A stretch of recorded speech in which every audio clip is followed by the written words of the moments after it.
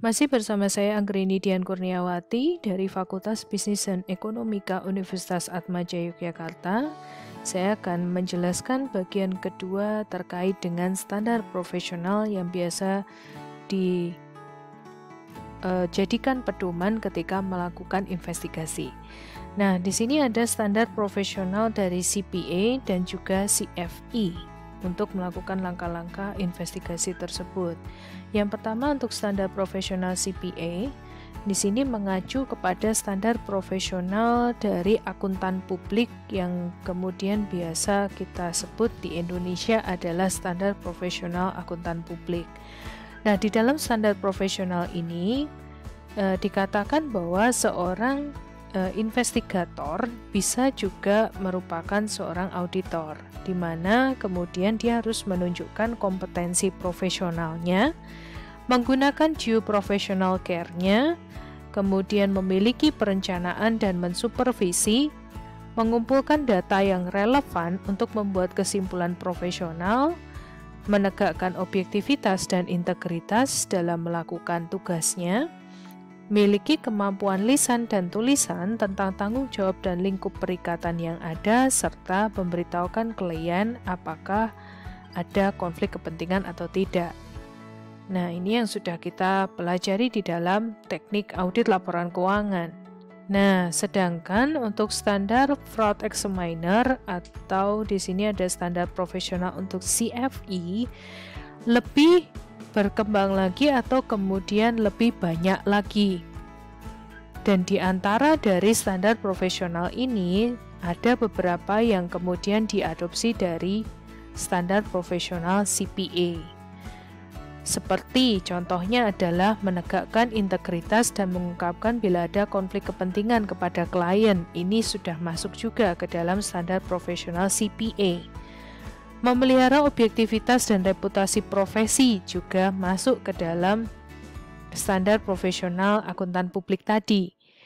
Kemudian tidak boleh membuat pernyataan yang salah ketika menjadi saksi ahli di sidang. Nah, inilah yang kemudian menjadi bagian dari standar profesional CFE yang tidak dimiliki oleh CPA. Karena ada hubungannya dengan hukum. Oleh karena itu, seorang investigator ketika membuat pernyataan itu harus tidak boleh membuat pernyataan yang salah ketika dia menjadi saksi ahli di sidang. Maka dia harus profesional dan kemudian juga memiliki pengalaman untuk melakukan hal ini. Kemudian juga yang tidak dimiliki oleh CPA adalah mematuhi peraturan dan sistem persidangan. Kemudian harus dibuktikan bahwa orang tersebut yang menjadi investigator itu bukan pelaku kejahatan atau kriminal. Kemudian memiliki kompeten dan memiliki latar belakang pendidikan yang baik. Nah, untuk kompetensi dan juga latar belakang pendidikan yang baik ini juga dimiliki di dalam standar profesional akuntan publik. Kemudian yang berikutnya adalah due professional care. Sama seperti di standar profesional CPA. Di dalam standar profesional CFE ini juga dikenal adanya due professional care. Kemudian juga dalam pembuatan kesimpulan menggunakan teknik audit juga, yaitu juga dengan mengumpulkan bukti-bukti yang cukup, relevan, dan kompeten. Kemudian perencanaan investigasi yang baik dan juga melakukan supervisi ini juga sama ada di dalam standar profesional akuntan publik juga. Untuk lingkup perikatan di sini juga perlu ada kesepakatan dengan klien. Kemudian juga temuan harus dikomunikasikan kepada klien, serta tidak mengungkapkan informasi yang sifatnya rahasia ketika investigasi tanpa izin. Dalam artian di sini bukan kemudian investigasinya tanpa izin kepada klien, tetapi ada saatnya bahwa kita perlu melakukan investigasi itu secara rahasia. Dalam artian investigasi ini memang digunakan supaya si pelaku tidak sempat untuk menyembunyikan kecurangannya dia, atau melakukan penyembunyian terhadap bukti-bukti yang dimilikinya. Nah, oleh karena itu kemungkinan ada juga investigasi yang tanpa izin. Maka di dalam standar profesional ini ada beberapa juga klausul terkait dengan bagaimana untuk informasi yang sifatnya rahasia itu harus kemudian tidak diungkapkan, apalagi jika dari hasil investigasi tanpa izin. Kemudian melakukan pemeriksaan kecurangan sesuai hukum dan profesional sehingga bisa menghasilkan bukti yang relevan, lengkap, dan dapat dipercaya. Efisien dan selalu mengambil prioritas dalam pekerjaan yang dilakukan, mempertimbangkan kemungkinan potensi bias saksi, kemudian memelihara integritas bukti dan chain of custody, mengumpulkan dokumentasi tentang kebutuhan dan tujuan klien, serta membuat laporan keuangan yang tidak menjerumuskan dan memberikan opini dengan bukti yang relevan.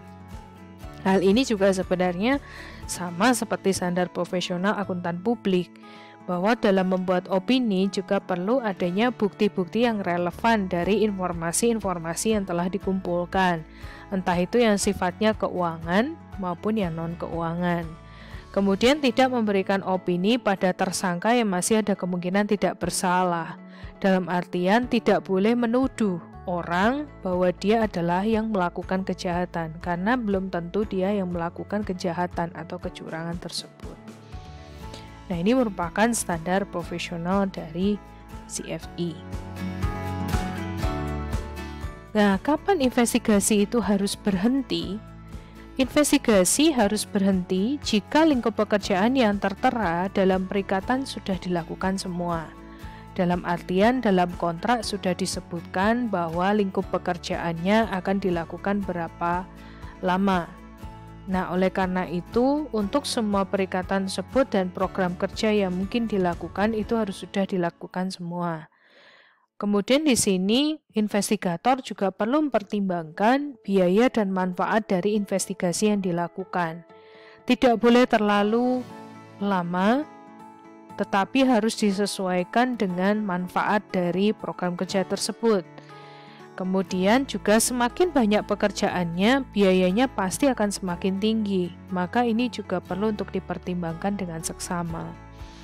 Investigator yang baik biasanya bisa mengestimasi biaya dan membuat rekomendasi yang tepat sebelum perikatan. Oleh karena itu, mengapa investigator yang ada atau yang menjadi ketua tim itu adalah seorang investigator yang memang dia memiliki pengalaman dalam investigasi sebelumnya, terutama untuk kecurangan yang hampir sama. Nah, inilah kemudian saat dimana investigasi harus berhenti. Berikutnya, saya akan memberikan penjelasan di bagian ketiga terkait dengan document management.